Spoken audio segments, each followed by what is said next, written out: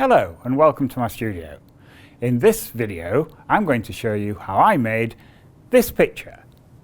This shows that with the correct technique it's possible to make an interesting picture out of the most mundane of items. I captured this image without any lighting equipment, just the light from the flame of the match. And in this video I'm going to show you exactly how I did it. Okay. So let's just start with the subject. Well, fairly obviously, you're going to need some matches.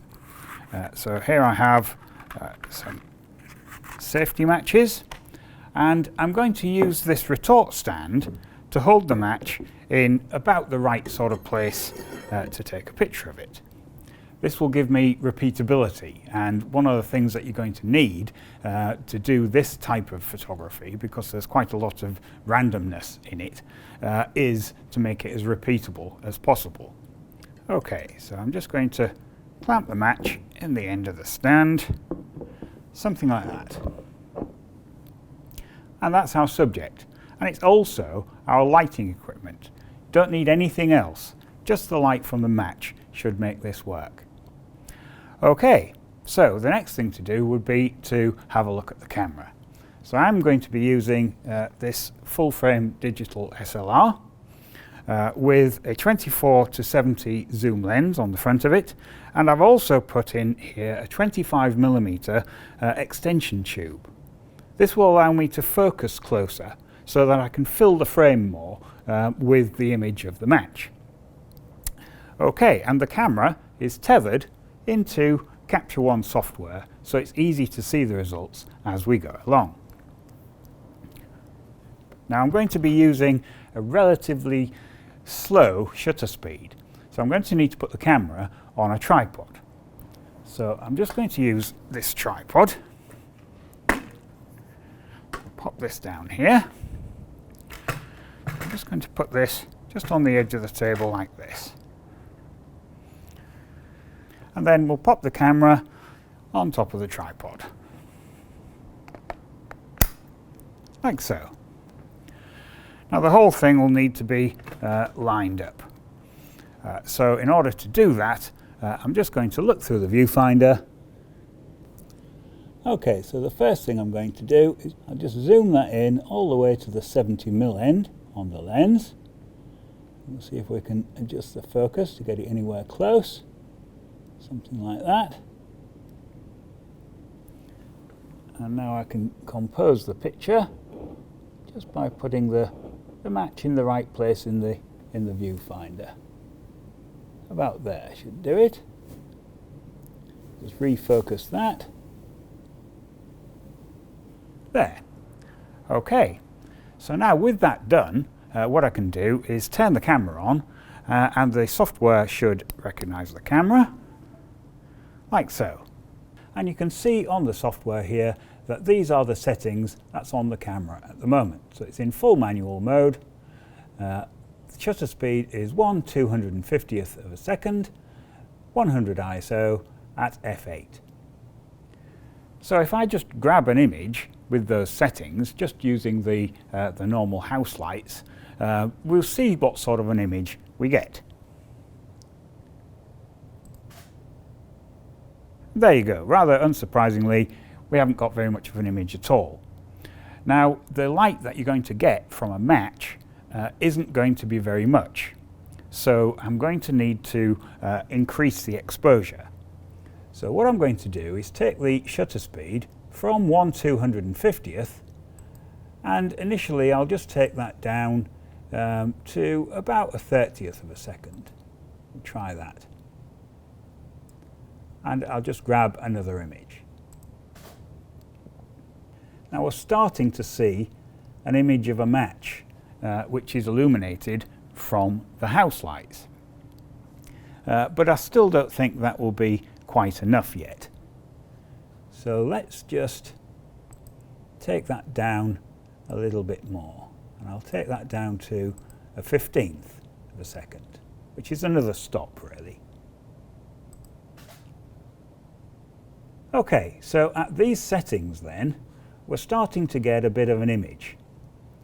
But you can't really tell unless the match is lit. So that's the next thing I'm going to do. Now obviously if I try and light this match with the matchbox, it will be very awkward to do. So I'm just going to use another match to light the one which is on the stand. Okay, so I'll just put that there. There we go. I'll take a couple of images and we'll just see what that looks like. So you can see from those that there's still not really enough exposure, I don't think. So what I'm going to do is take the shutter speed down by about another stop. So I'll go to 1/8 of a second. And I'll also open up the aperture very slightly as well. And I'll go to, what shall we use, 5.6. So now we'll just do the same again. So I'll just swap the match out for another one. There is a bit of trial and error in doing this. But this is where being repeatable comes in. Because I've already got the stand set up, all I've done is change the match, it should be more or less in the same position. I can just check that in the viewfinder. Yeah, that looks like it's in just about the same position. So this time I'll just do the same again. So we'll just light the match. And we'll have another go at the exposure. There we go.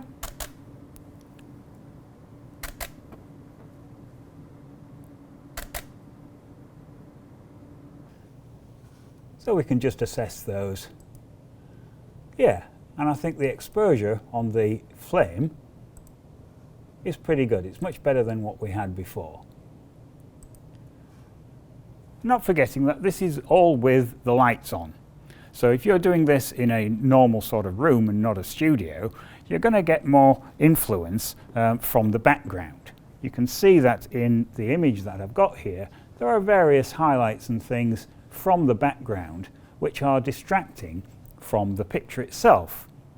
So what I'm going to do is just put up a flag, a black flag, about here somewhere, which should just get rid of all the distractions from the background.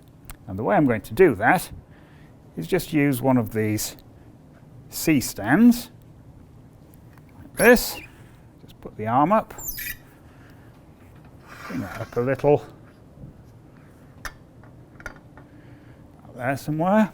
And I'm just going to put some black cloth over that to form a flag. There we are. Just put that around there. There, just like that. So now we have this black flag in position.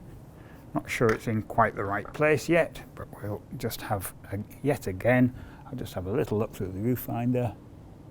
Yeah, that doesn't look too bad at all. In fact, I'll just take a test image without the match on. There we are, and we've got rid of all the distractions in the background. So that's what we had before, and this is what we've got now. Right, so we're very nearly ready to make the proper image. So yet again, I'll just swap the match out. Again, just check the height of the match and its position in the viewfinder. Yeah, that looks okay. So I'll just grab a test image just to make sure all's well before we light the match. Okay, so if I just zoom in on that, we'll have a little look. We can see it's actually slightly soft. So I just need to adjust the focus just to make that a bit sharper.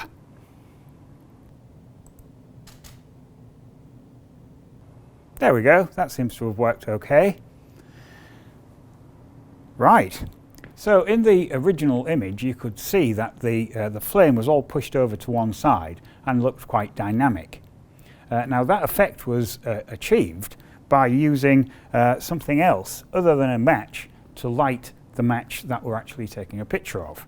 And what I used was this miniature blow lamp. Now by using this, it will actually push the flame over as well as light it. So I'll just light this up and we'll see what we get. Okay, so we do have to be a bit careful with this, but it should work. There we go.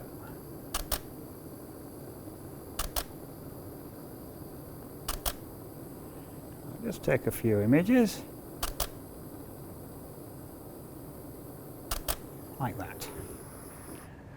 Okay.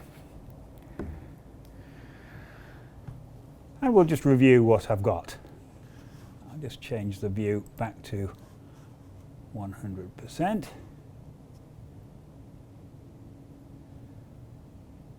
There we are. I particularly like that one. I think that's pretty good. And that one too. So there you can see that we've got some pretty good results.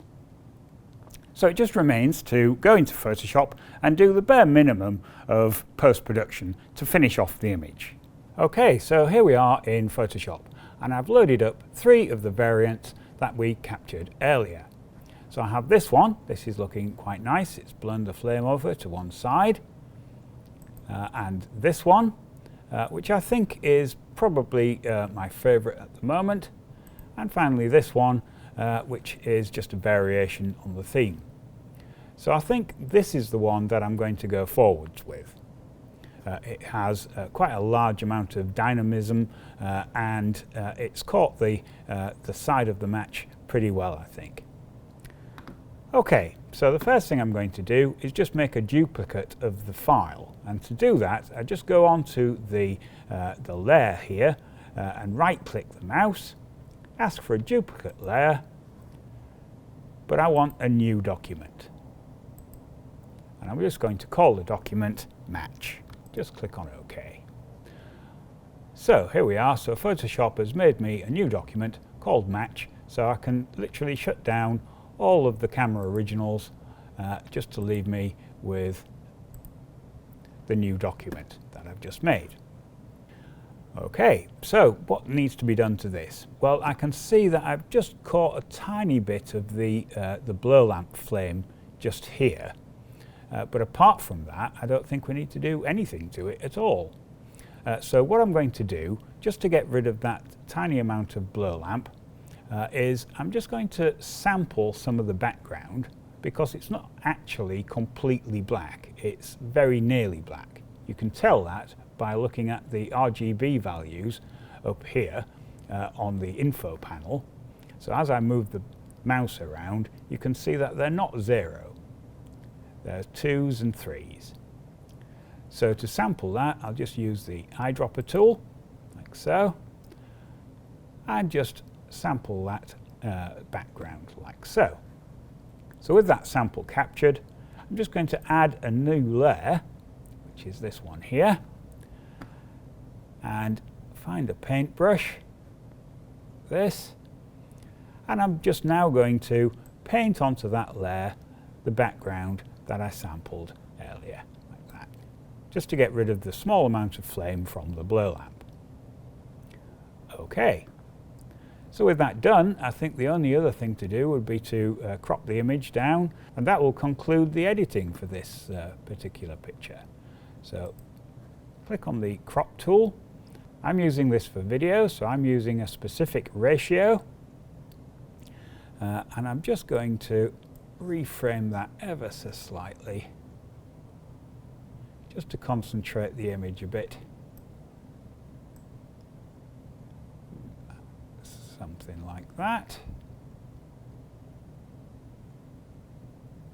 There. I quite like that. I just click on OK. And there we have it. I've ended up with a very dynamic piece of photographic art, and all made without the use of any lighting equipment. So just by applying a little technique, you can end up with a very striking picture. Well, I hope you enjoyed seeing how I made that image, and if you like watching these sort of things, do click on the other images as they appear, and don't forget to subscribe. Oh, and click the like button. Thank you very much for watching.